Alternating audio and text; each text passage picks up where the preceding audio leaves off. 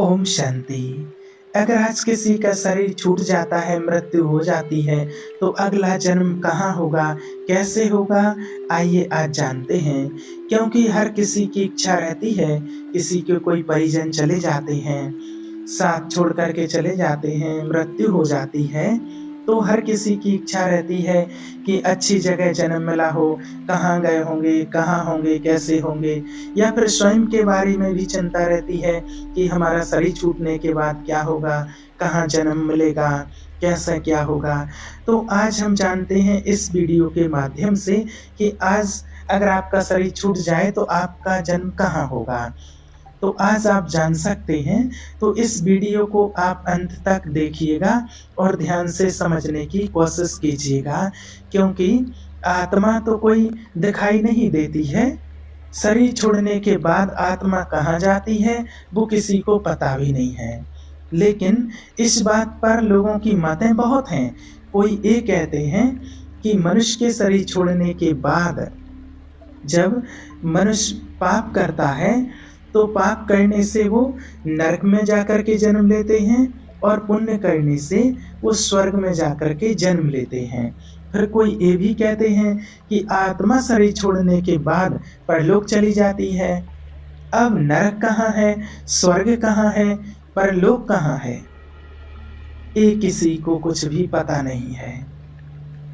और बिगर पते के शरीर छोड़ने के बाद आत्मा कैसे चली जाती है, कैसे जा सकती है।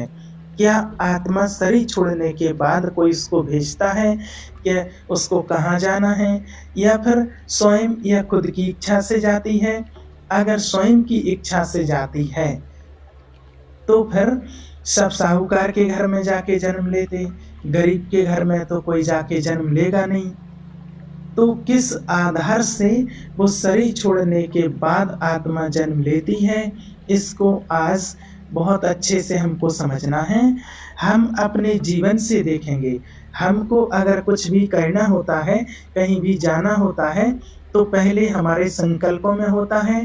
पहले हमारे संकल्प चलते हैं, मन में होता है कि हम यहाँ जाएंगे, और पहले हमारे संकल्प में होता है, तब हम इस फिजिकल शरीर के द्वारा वहां जाते हैं, पहुंचते हैं। लेकिन जबकि वो फिजिकल शरीर नहीं है, तो जहां उनका संकल्प चलता है, जिस आत्मा ने शरीर छोड़ा, तो जिसका मन और बुद्धि जहां स्थित होगा वहीं वो सूक्ष्म शरीर सहित हाजिर हो जाएंगे।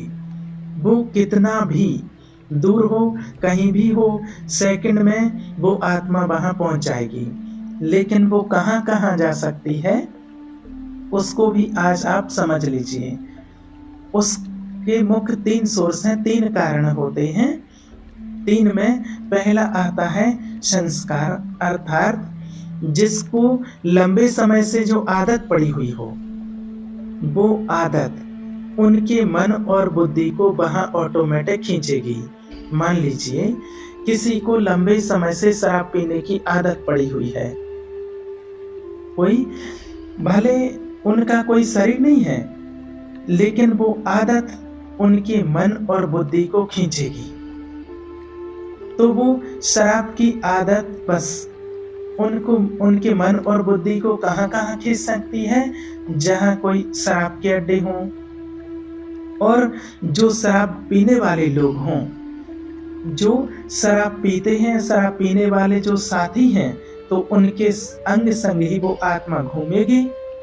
तो जरूर कोई शराबी के घर में ही उनका जन्म होगा। इसी प्रकार से मान लीजिए कोई संगीत में रुचि है, अगर किसी की संगीत में रुचि है, या अदरवाइज कोई और चीज में भी रुचि है, तो वो शरीर छोड़ देते हैं। तो जब भले उनका शरीर नहीं है, लेकिन उनकी रुचि के अनुसार मन और बुद्धि कहाँ खींचेगा, जहाँ कोई संगीतकार हो, जहाँ कोई म्यूजिक हो, वहाँ उनका मन और बुद्धि खींचेगा। और वहाँ आप आसपास में वो आत्मा चक्कर लगाएंगे, और जरूर उनका जन्म इसी प्रकार के ही किसी घर में होगा, और वो बचपन से ही कोई अच्छा संगीतकार होगा, कोई म्यूजिशियन होगा। तो इस प्रकार के लोगों को हम देखते हैं। आपने देखा होगा कोई बचपन से ही अच्छा गीत गाने वाला होता है, कोई अच्छा म्यूजिशियन होता है, कोई कलाकार होता है। बचपन से ही उसके अंदर कोई अच्छी कला ऐसी दिखाई देती है, तो यही उनका पिछले जन्म का संस्कार उनके अंदर प्रकट हो जाता है। अब एक बात और है कि मन और बुद्धि को कहाँ खींचता है? हिसाब और किताब। जहाँ हिसाब किताब होता है वही मन और बुद्धि को खींचता है। भल आपका शरीर छूट गया है, लेकिन किसी से अगर हिसाब किताब है, लेना देना था, भले शरीर नहीं है उनका, लेकिन किसी से आपको बहुत कुछ प्राप्त हुआ था, तो उनकी याद आपको जरूर आएगी। मान लीजिए किसी को आपको कुछ देना था, शरीर छूट गया है, लेकिन उन लोगों की याद आपको जरूर आएगी। और जहाँ याद आएगी वहाँ आत्मा अपना सूक्ष्म शरीर सहित वहाँ हाजिर हो जाएगी। वहाँ आसपास चक्कर लगाएगी, घूमेगी और वहाँ के आसपास ही उस आत्मा का जन्म होगा। इसी प्रकार से और एक तीसरी बात है कि मन और बुद्धि को और कहाँ खींचता है? जहाँ संबंध हो वहाँ मन और बुद्धि को खींचते हैं। पिछले शरीर का जो संबंध है, किसी ने आपको बहुत प्यार दिया हो, बहुत सुख दिया हो, किसी ने आपको बहुत आगे बढ़ाया हो, उनकी याद आपको आएगी। उनकी याद आएगी और उनके आसपास में जरूर आत्मा सूक्ष्म शरीर सहित चक्कर लगाएगी। या तो किसी ने आपको बहुत, जैसे कि कहो दुश्मनी की है, माना बहुत दुख दिया है आपको, कोई दुश्मन हो आपका, तो उनकी भी याद जरूर आती है। ना चाहते हुए भी उनकी याद आती है और वहाँ भी आत्मा चक्कर लगाएगी। तो ये दोनों प्रकार के संबंध, किसी ने बहुत सुख दिया है या किसी ने बहुत दुख दिया है, दोनों प्रकार के संबंध, दोनों प्रकार के लोगों की याद हमें आएगी और आत्मा सूक्ष्म शरीर सहित उन दोनों प्रकार के लोगों के पास चक्कर लगाएगी और ये दोनों प्रकार के आसपास के लोगों के पास ही आपको जन्म मिलेगा। तो इस प्रकार से हम देखते भी हैं आज दुनिया में, किसी के घर बच्चा जन्म लेता है और उनके नाम पर एफडी बना देते हैं, उनके नाम पर कोई प्रॉपर्टी लिख देते हैं, नाम कर देते हैं उनके।